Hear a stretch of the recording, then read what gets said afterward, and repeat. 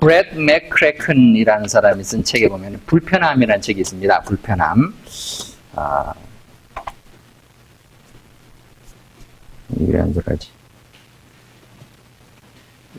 그 책에서 교회에서 만나는 여러 불편한 성도들의 특징을 살려서 목록을 만들었다고 해요. 그것을 몇 가지를 보니까 우리 교인들에 해당이 되지 않는 것 같아서 이렇게 한번 얘기를 해보려고 합니다. 악수쟁이가 있고, 집시 성도, 무서운 아줌마, 수다쟁이, 헐크, 소심쟁이, 이러한 사람들이 교회에 있더라라는 거죠. 근데 이 사람들이 다른 사람들을 불편하게 하더라.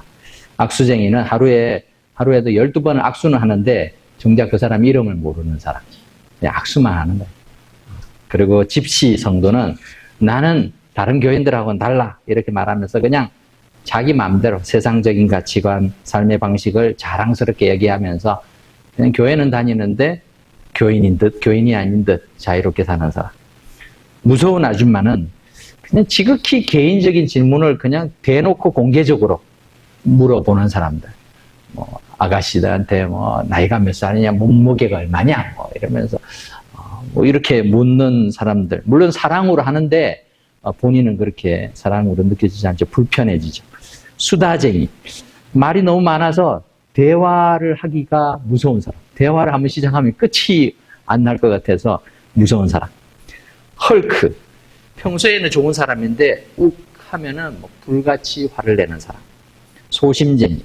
다른 사람이 하는 말과 행동에 쉽게 상처받는 사람. 이런 기타 등등의 사람들이 교회에 많이 있는데 그 사람들이 불편하게 만들더라라는 거죠. 그런데 방금 이야기를 이렇게 하면서 여러분들 머릿속에 사람들이 막 지나가는 사람들이 있잖아요. 저 사람 누가 생각이 나고 있지 않습니까? 그런데 아마도 여러분 중에 한 분도 자기를 떠올린 사람은 없을 거예요. 무슨 말인가 하면요. 우리는 다른 사람에 대해서는 문제를 잘 파악을 해요. 근데 자기에 대해서는 잘 모릅니다. 다른 사람의 불편한 사람들의 목록 속에 제 이름도 들어가 있을 수 있어요. 여러분들의 이름도 다 들어갈 수 있어요. 나는 괜찮아 라고 생각하는 것은 착각이 오산입니다. 우리는 참 다양한 사람들이 모여서 사는 그런 세상을 살고 있죠. 어느 한 사람도 똑같지 않습니다. 그런데 그 가운데서는 나를 불편해하는 사람도 있고 내가 불편해하는 사람도 있습니다. 나와 하나 되기가 어려운 분들도 있습니다. 이런 문제를 어떻게 해결하느냐? 사람들은 자기가 편한 사람을 찾아가죠.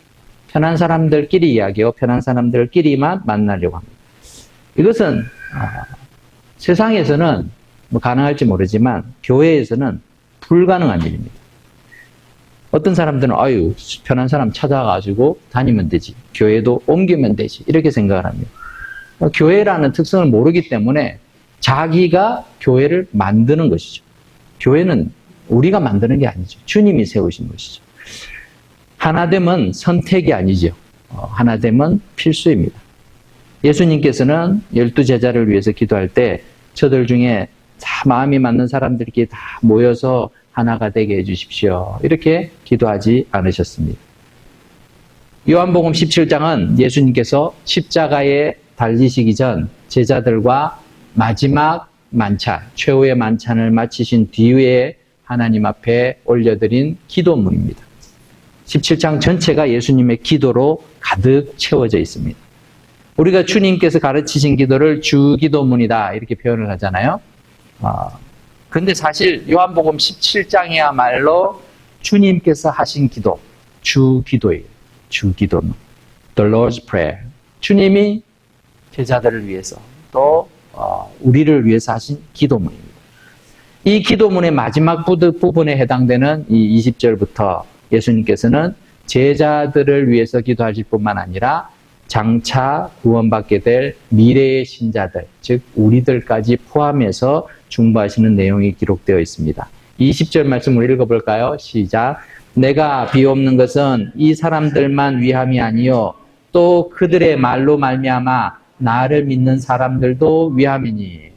지금 예수님께서는 지금 제자들을 위해서만 기도하는 것이 아니라 이 제자들이 전도해서 예수님을 믿게 될, 그리고 그들이 전도해서 또 예수님을 믿게 될 많은 사람들, 그래서 2000년이 지나서 지금 현재 예수님을 믿고 있는 우리들을 위해서도 여전히 하고 계신 그 예수님의 기도문이다라는 것입니다. 그래서 이 기도문을 통해서 우리는 예수님의 간절한 소망이 무엇인가, 나를 향한, 우리를 향하신 간절한 뜻이 무엇인가를 알게 되는 것입니다. 세 가지로 우리가 예수님의 그런 소망을 한번 찾아보려고 합니다. 첫 번째는 성도의 일치에 대해서 기도하고 있죠. 21절을 보니까 하나님께 이렇게 기도하죠. 아버지여, 아버지께서 내 안에, 내가 아버지 안에 있는 것 같이 그들도 다 하나가 되어 우리 안에 있게 하사 세상으로 아버지께서 나를 보내신 것을 믿게 하옵소서. 하나님 아버지와 예수 그리스도의 관계는 세상의 어떤 관계로도 비유할 수 없을 만큼 친밀한 관계입니다. 부모 자식 간의 관계로 우리가 하나님 아버지와 예수님의 관계를 표현하기에는 너무나 부모로서 자식으로서 우리는 부족한 모습이 너무 많죠. 완전하고 완벽하고 또 주님의 뜻을, 하나님의 뜻을, 아버지의 뜻을 예수님이 완벽하게 이해를 하시고 그 뜻에 순종하시고 그 친밀함을 어떤 세상의 관계로도 표현할 수가 없습니다. 그래서 아버지께서 내 안에, 내가 아버지 안에 있는 것처럼 그러한 것을 경험할 수 있도록 하기 위해서 예수님께서는 그들도, 즉 제자들을 비롯해서 모든 성도들이 다 하나가 되기를 기도하고 있는 것입니다. 모여 있다고 해서 다 하나가 아닙니다. 그죠? 오늘도 예배를 위해서 우리가 다 여기 있지만요, 우리의 생각들은 다 따로 다를 수 있습니다. 여기에 계신 분들도 가운데서도 지금도 다른 생각을 하고 있는 사람이 있을 수 있죠. 그러니까 몸이 같이 있다고 다 하나이다라고 할 수가 없는 것입니다. 말과 생각이 하나가 되어야 되고 목표와 비전이 하나가 돼야 진짜 하나인 것이죠. 부부가 10년, 20년, 50년을 함께 살아도 생각이 다르면 하나라고 할 수가 없습니다. 같이 그 일치함이 있어야 하나가 된다라는 것이죠. 그래서 지금 예수님께서는 일치에 대해서 말하고 있습니다. 어떻게 일치할 수 있을까? 여러분, 사람이 둘만 모여도요, 생각이 나뉩니다. 세 사람이 되면요, 정말 하나의 그런 공통적인 의견, 합의를 도출하기가 참 어려워지죠. 그만큼 다 저마다의 생각이 있습니다. 그러면 어떻게 하면 하나가 될 수 있느냐? 머리가 되지 않으면 돼요. 머리가 되지 않으면. 그런데 세상에서는 자꾸만 당신이 머리가 되어라 라고 얘기를 하죠. 우리는 그렇게 배워왔고 자라왔고 살아왔습니다. 그래서 내가 주도해야 성공한 인생이고 내가 주도해야 그것이 행복한 인생이다 라고 생각합니다. 그러다 보니까 전부 다 머리가 되려고 하죠. 아무도 그 머리를 따르는 사람이 되고 싶어 하진 않습니다. 어쩔 수 없이 직장에서 상하 계급이 생기고 또 상관이 되고 또 부하 직원이 되어서 말을 들어야 할 때도 고분고분 듣고 싶어 하지 않습니다. 거기에 대해서 항상 우리의 또 생각이, 우리의 비판이 초과될 때도 많이 있죠. 그런데 교회에서도 그렇다라는 것이죠. 교회에서도. 교회의 머리는 누구일까요? 교회의 머리는 그리스도시죠. 예수님이십니다. 예수님. 그런데요, 말은 그렇게 말을 하는데 내가 머리가 되는 사람들이 있어요. 교회는 이래야 돼. 교회는 저래야 돼. 뭐는 이렇게 해야 되고 저는 이렇게 해야 되고. 다 자기 생각이 자꾸 앞서요. 그러다 보니까 내 의견만 있으면 괜찮아요. 그나마도 괜찮습니다. 근데 다른 사람들은 그렇게 생각을 안 하거든요. 근데 말을 안 할 뿐이죠. 생각이 다 다른데 목소리 큰 사람이 말을 한다고 해서 그 사람이 옳은 것도 아니고 그 사람의 의견에 다 동의하는 것도 아닌데 다른 사람이 잠잠히 있으면 사람들이 다 내 의견에 동의를 하는구나. 내 의견을 내 의견이 맞구나 라고 착각을 할 경우들이 있습니다. 그렇지 않아요. 교회의 머리는 주님이시죠. 그래서 예수님이 말씀하시도록 우리는 귀를 기울여야 됩니다. 그리고 주님의 뜻에 자꾸 순종하려고 해야죠. 나는 그렇게 생각하지 않지만 주님께서 그렇게 생각하시겠구나. 그러면은 내가 한번 더 숙여야 되죠. 내가 생각하고 내가 판단하고 내가 결정하는 것이 아니라 주님께서 말씀하시고 주님이 판단하시고 결정하시고 명령하시도록 하는 교회가 다른 성도들이 다 하나 되기가 쉬운 것이죠. 어떤 경우는요, 목사도 틀릴 때가 많죠. 목사도 틀리는 게 아니라 목사는 늘 틀리는 것 같습니다. 잘 맞는 경우가 잘 없는 것 같은데 그러다 보니까 우리 성도들 가운데에서도 우리 목사에게, 이 부족한 목사에게 이렇게 조언을 많이 해주시는 분들이 계세요. 저는 많이 듣습니다. 열심히 듣고 이렇게 나의 부족함을 또 알려주시니까 감사하고, 그것을 통해서 이분이 옳다라고 저는 생각하진 않아요. 어떤 분들이 얘기를 해도, 무엇을 교회의 일에 대해서 사람에 대해서 얘기를 해도 이분의 말이 옳다라고 생각하는 게 아니라 이분의 생각을 통해서 하나님이 내게 무엇을 말씀하시는가, 주님이 내게 무엇을 알려주시는가, 내게 어떻게 하기를 원하시는가를 찾고자 하죠. 그래서 여러분 한 사람 한 사람의 의견들을 중요하게 생각을 합니다. 하지만 그 뜻대로 따라가는 것이 항상 옳다라고 생각은 하지 않죠. 그리스도인들은 언제나 주님 안에 머무르야지만 주님 안에서 일치가 될 수 있어요. 주 안에 있어야지만 주님의 뜻을 깨달을 수 있고, 그래야 우리가 하나가 되죠. 일사불란하게 모든 사람이 움직일 수 있는 유일한 방법은 한 목소리를 듣는 것이죠. 군대에서도 지휘관이 한 사람이 얘기할 때 일사불란하게 움직이죠. 수천 명, 수만 명이 운집해 있어도 한 사람의 명령만 잘 들으면 모든 사람이 똑같이 움직일 수 있어요. 그런데 거기에 한 사람에서 내 생각은 이렇지, 그렇게 아주 다르게 생각하면은 그것이 이 일치가 깨어지는 것을 봅니다. 그래서 우리 모든 성도들은 주님의 음성에 귀를 기울여야 됩니다. 주님 앞에 귀를 기울여야 돼요. 세상 사람들은 우리가 주님으로 믿고 고백하는 예수님께서 하나님의 아들이시고 세상의 구주이시다라는 것을 어떻게 알 수 있을까요? 그것은 교인들이, 성도들이 하나님의 뜻에 따라서 주님의 뜻에 순종하는 모습이 보여질 때 그러는 것이죠.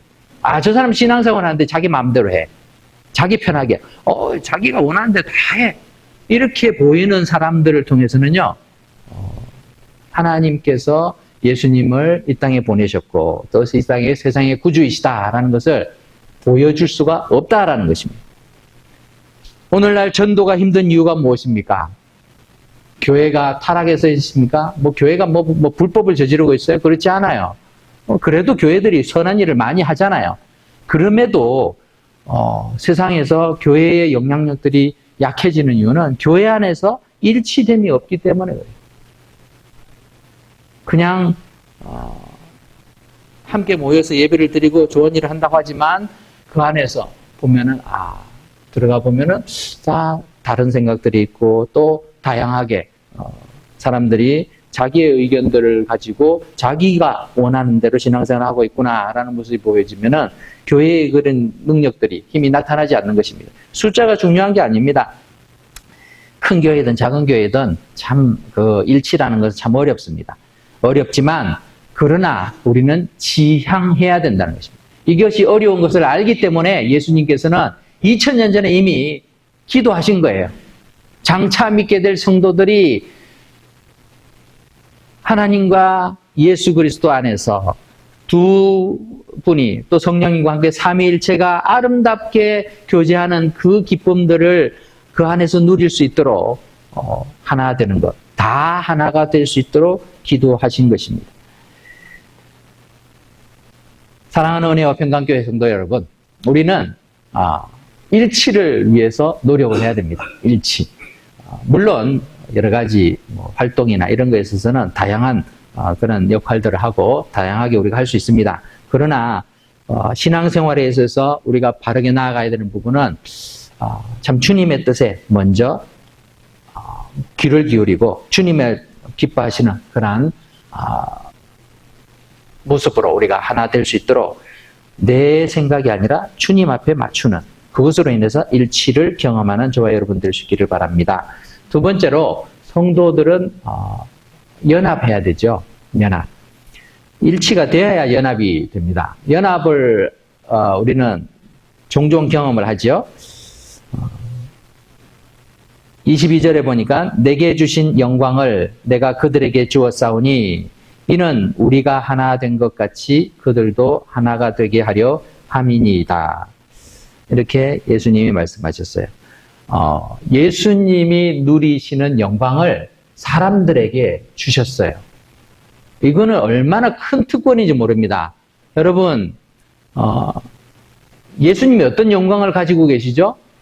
창세 전부터 하나님, 창조주 하나님과 함께 하시는 세상을 창조하신 그런 영광을 가졌을 뿐만 아니라 또 구원사역 이후에는 세상 모든 만물을 다스리시고 또 심판자의 그런 권세를 가지고 계시는 분이세요.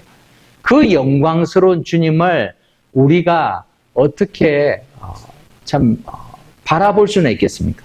그런데 그 영광을 우리에게 주셨다라고 말씀하고 있습니다. 제자들을 비롯한 모든 성도들에게 주님의 영광을 공유하시기를 원하신다라는 것입니다. 그래서 모든 성도들이 주님의 영광을 맛보고 사모하며 함께 누리기를 기뻐하십니다.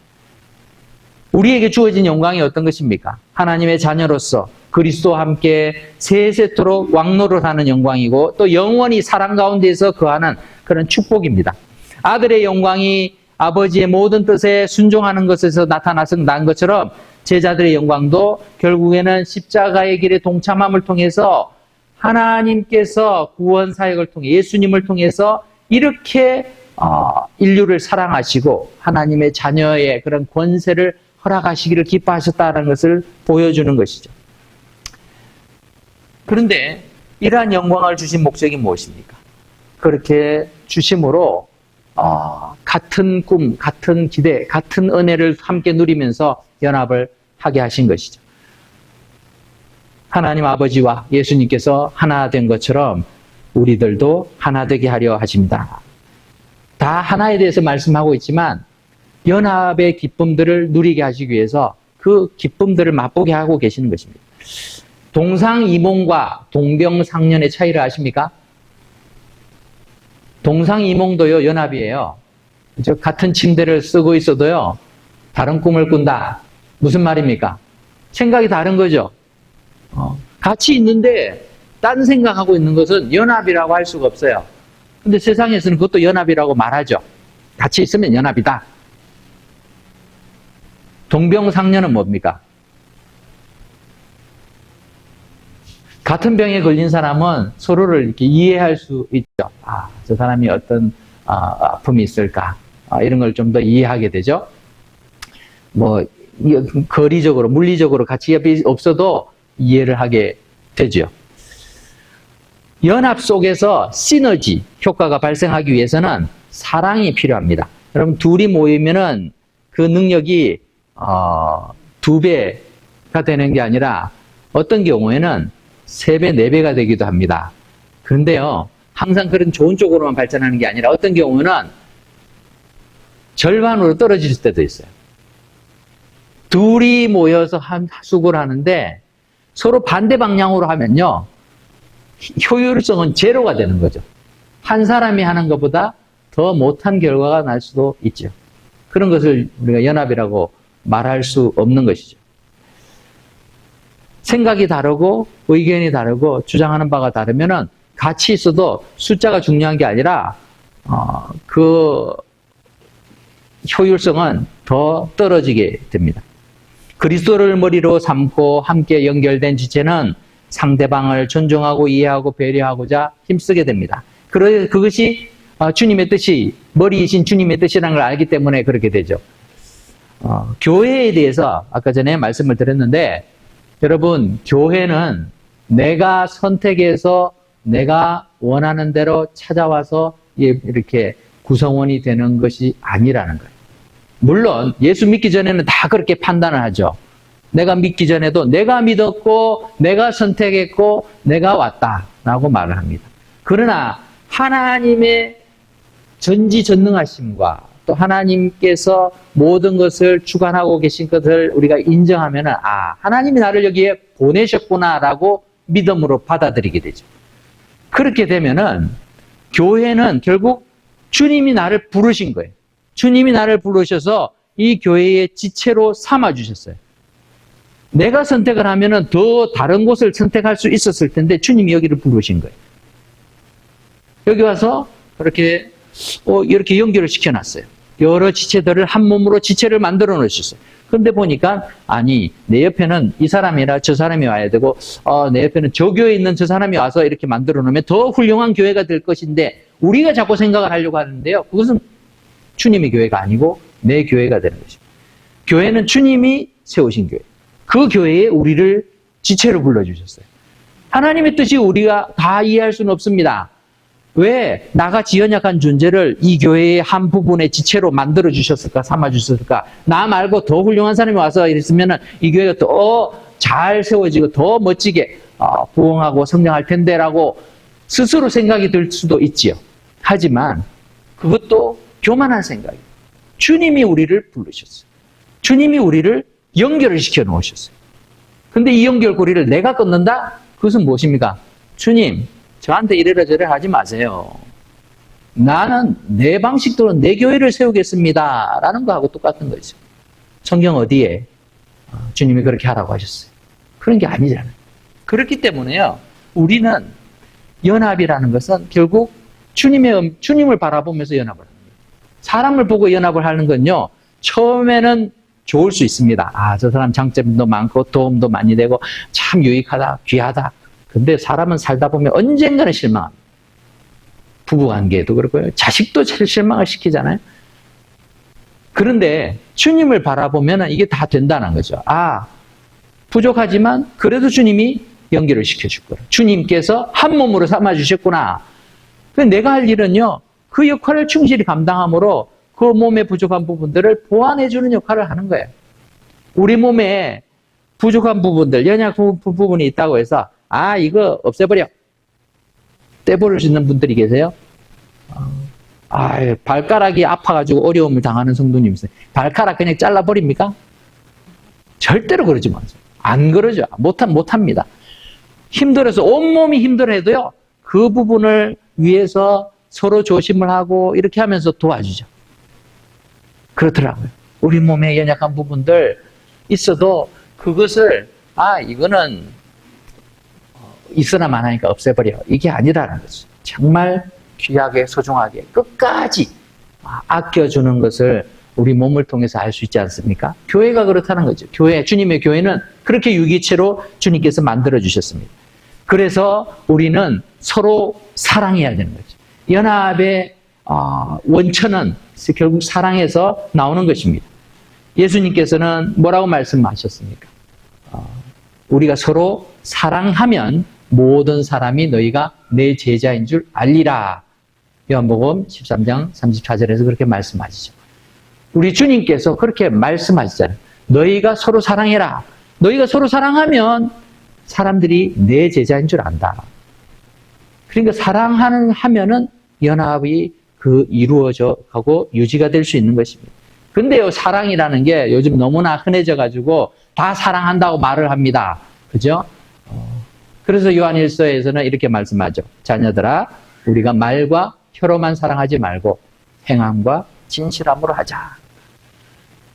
이게 되려면요, 사람을 바라보고 그 사람을 내가 좋아서 사랑하는 게 아니에요. 그것을 넘어서서 주님을 바라보고 사랑해야 됩니다. 주님을 바라보고 사랑하면은 그 사람을 사랑하고 섬길 수 있게 되는 것이죠. 이렇게 해서 연합하기를 주님이 기뻐하신다는 거죠. 그 연합을 하도록 만들어주시기 위해서 주님께서는 우리에게 그리스도인, 주님의 몸된 교회에 지체되는 성도들의 그 영광을 경험할 수 있도록, 누릴 수 있도록 보여주신 것입니다. 마지막으로 주님께서 이렇게 우리를 하나 되게 하시는 목적이 무엇이냐? 성도를 온전케 하는 데 있습니다. 23절 같이 읽어보겠습니다. 23절 시작. 곧 내가 그들 안에 있고 아버지께서 내 안에 계시어 그들로 온전함을 이루어 하나가 되게 하려 함은 아버지께서 나를 보내신 것과 또 나를 사랑하신 같이 그들도 사랑하신 것을 세상으로 알게 하려 함이로소이다. 아멘. 온전함을 이룬다라는 것은 교회가 최종적인 연합과 완성을 향해서 계속 수고하고 노력해야 된다라는 것을 의미합니다. 주님께서 하나님과 함께 계시고 그 안에 계심으로 그 속에서 우리가 그 안에 들어갈 때에 우리를 온전하게 세워 가십니다. 교회는 우리의 힘으로 온전해지는 것이 아니라 주님 안에 있을 때만 온전해집니다. 여러분들이 사업을 잘하고 또 세상에서 성공해서 교회가 성공하는 것이 아니에요. 11조를 많이 하고 헌금을 많이 한다고 해서 교회가 부흥하는 것이 아닙니다. 사람이 많이 온다고 해서 그것이 교회의 부흥이 아니고 온전함이 아닙니다. 우리 성도 한 사람 한 사람이 주님 안에 함께 들어가 있을 때에, 주님 안에서 함께 연결되어 있을 때에 그 안에서 성숙함이 일어나고 온전함이 이루어져 가는 것입니다. 예수님 바라보실 때도 제자들의 모습은요, 한심하기 짝이 없었습니다. 신앙적으로, 인격적으로 여러 가지 부족한 점이 많았을 것입니다. 그리고 그들을 통해서 예수 믿게 될 미래의 성도들도 영적으로 미숙하다는 것을 너무나도 잘 알고 계셨습니다. 그래서 영적인 성숙과 발전을 위해서 예수님이 기도하고 계시는 것입니다. 제자들 중에 가장 열심히 했다는 베드로도 얼마나 실수를 많이 했습니까? 그리고 위급한 상황이 되니까 또 거짓을 얘기하면서 믿음을 부인하기도 했지 않습니까? 이러한 모습들 참 우리가 주 안에 없으면요, 내가 아무리 훈련을 잘 받았다, 내가 또 아무리 상식이 높다, 아무리 학식이 높다, 경험이 많다 하더라도요, 할 수 없는 일이죠. 주님 안에서 우리가 함께 연결되어 있을 때만 온전한 그런 주님의 교회의 모습들을 경험할 수 있게 되는 것입니다. 말씀을 맺겠습니다. 우리 주님께서는 제자들에게 3년 이상의 그런 공생의 시간을 통해서 각별한 관심과 정성을 기울여 주셨죠. 그리고 죽기 직전에 이 제자들의 발도 씻기시고 최후의 만찬을 통해서 예수님의 몸과 피로 또 찢기시고 흘리시면서 우리를 위해서 그 몸을 희생하실 것을 말씀하셨습니다. 그뿐만 아니라 마지막 순간에 제자들을 위해서 이렇게 중보의 기도를 하고 계시는 것을 봅니다. 그런데 이 예수님의 제자와 성도를 향한 사랑과 배려는 여기서 끝나지 않죠. 여전히 우리의 신앙과 안정을 위해서도 기도하고 계신다는 것입니다. 주님께서는요, 부활하셔서 승천하셔서 지금도 하늘 보좌 우편에서 우리를 위해서 중보하시는 유일한 중보자이십니다. 예수님의 간절한 소원은 모든 믿는 자들이 그리스도 안에서 하나가 되는 것입니다. 이것을 위해서 주님께서는 기도하고 계십니다. 주님 안에서 하나 될 때에 주님의 임재와 능력을 경험합니다. 그래서 함께 하나 되는 것이 중요합니다. 여러분, 신앙생활 혼자서 열심히 잘하는 것 필요 없어요. 제가 단언컨대 필요 없습니다. 혼자서 우리는 자꾸 이렇게 불교의 영향을 받아서 그런지 모르지만 혼자서 조용히 기도하고 묵상하고 이렇게 해서 경건생활을 잘하면은 된다라고 생각하는데, 아니요. 그것은요, 함께 하기 위해서 기본인 거예요. 기본적인 훈련이고 함께 함을 통해서 성숙하고 성장하는 거예요. 혼자서는요, 성장할 수 없습니다. 예수님께서는 마태복음 18장 20절에서 두세 사람이 내 이름으로 모인 곳에 나도 그들 중에 있느니라, 이렇게 말씀하시죠. 신약 성경에서 예수님이 함께 하시겠다고 하신 것은요, 모두가 복수형이에요. 너 혼자 있을 때 내가 함께 하겠다라고 하지 않아요. 물론 함께 하시지만 예수님께서 가장 중요하게 생각하신 것은 너희는 함께 해야 된다는 거예요. 함께. 따로따로 하지 말아라. 따로따로. 함께 해라. 그래서 모이기에 힘써야 되는 거예요. 우리 함께 모이고 함께 수고해야 돼요. 때로는요, 삐걱거리고 의견이 충돌이 나도요, 그러면서 자꾸 함께 하려고 노력하고 맞춰가려고 해야 됩니다. 우리의 육신의 옛 성품들이 남아있으니까요. 이게 하루아침에 어떻게 성자가 될 수 있겠어요. 그러나 주님의 은혜라면 가능하다는 걸 우리가 인정하기 때문에 삐걱삐걱거리지만 모여서 자꾸 맞춰가면서 우리가 주님의 뜻에 맞춰봅시다. 다시 한번 해봅시다. 노력하는 것이죠.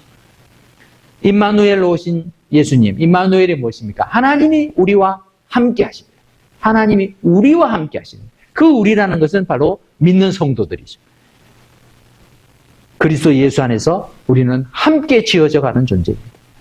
그리스도 예수 안에서 함께 상속자가 되고 함께 지체가 되고 함께 약속에 참여한 자가 됐다. 에베소서에는 그렇게 말씀하고 있습니다. 사도 바울은 개인적으로는 자기가 죽어서 주님 앞에 먼저 가서 주님과 함께하는 것을 바랬어요. 하지만 주님이 그것을 허락하지 않죠. 너는 이 땅에서 성도들과 함께 동역해서 나의 역사를 함께 보도록 수고해라. 빌립보서 1장에서 그렇게 말씀해 주고 있죠. 그래서 사도 바울은 죽는 것보다 이 땅에서 고생하는 것을 택하게 된 것이죠. 사랑하는 은혜와 평강교회 성도 여러분, 우리가 이렇게 함께 신앙생활하면서 어떤 것을 주로 자주 보십니까? 저도 이 성격상 이렇게 우리의 자녀들을 볼 때도요, 칭찬을 잘 못하는 스타일이에요. 왜냐하면 보면은 단점, 문제점, 아쉬운 점, 바라는 점, 이런 걸 먼저 얘기를 하잖아요. 그러니까 자꾸, 이거 했냐, 저거 했냐, 이거 왜 이렇게 안 하냐, 저렇게 안 하냐, 자꾸 이런 식으로 얘기할 때가 많아요. 그런데 우리가 교회에서 신앙생활 하면서 우리는 아쉬운 점을 먼저 찾게 되죠. 상대방을 통해서 이렇게 기대하는데 그렇게 하지 않으면 저 사람 왜 저렇게 하지, 또 저 사람은 왜 이렇게 하지, 또 이 사람은 이렇게 하면 좋을 텐데. 근데 그게 아니라 하나님께서 나를 어떻게 사용하시기를 기뻐하실까, 우리 공동체 속에서 나를 어떻게 또 교회의 지체로서 세워가기를 기뻐하실까를 자꾸 찾아가야 되죠. 하나님 내게 이것을 원하시는구나. 그것을 자꾸 찾을 수 있다면 우리는 한 목소리를 듣게 됩니다. 그런데 내가 원하는 걸 자꾸 요구하고 찾으면 그것은 하나가 아니라 여러 목소리를 자꾸 만들어내는 것밖에 되지 않겠죠. 그래서 주님의 간절한 소원을 이루어드리는 교회가 되면 좋겠어요. 주님이 오늘 기도하는 내용에서 세상에 나가서 사명을 감당할 수 있도록 하기 위해서는 하나가 돼야 되는 것을 지금 굉장히 강조를 하고 있잖아요. 예수님이 하나님 보내신 자이다 라는 것을 우리가 전도를 통해서 알려줘야 되는데, 가가지고 나가서 전도하라, 전도를 열심히 하라, 이게 아니라 너희 안에서 하나가 되라, 이걸 얘기하고 있잖아요. 하나가 되지 않으면서 전도하는 건 그거 의미가 없다는 거죠. 우리 안에서 하나님의 나라를 경험하지 못하면은 우리는 복음을 전해도 잘못된 복음을 전할 수 있는 거죠. 세상 사람들이 원하는, 세상 사람들이 듣기 좋아하는 그러한 복음으로, 변질된 복음으로 전할 수 있습니다. 그게 아니라 주 안에서 하나 되는 것들, 그것을 주님께서 기뻐하시는 것을 우리가 안다면은, 그리고 주님의 이것이 간절한 소원이라는 것을 안다면은, 하나님께서 예수님을 통해 우리를 핏값 주고 주님의 자녀, 또 주님의 교회로 세워주신 것을 우리가 힘써 지켜가야 될 것입니다. 이 말씀을 우리가 기억을 하면서 우리의 삶 속에서 하나 되기에, 교회로서, 주님의 교회로서 하나 되기에 더 힘써가는 저와 여러분 되시기를 주의 이름으로 축복합니다. 기도하겠습니다.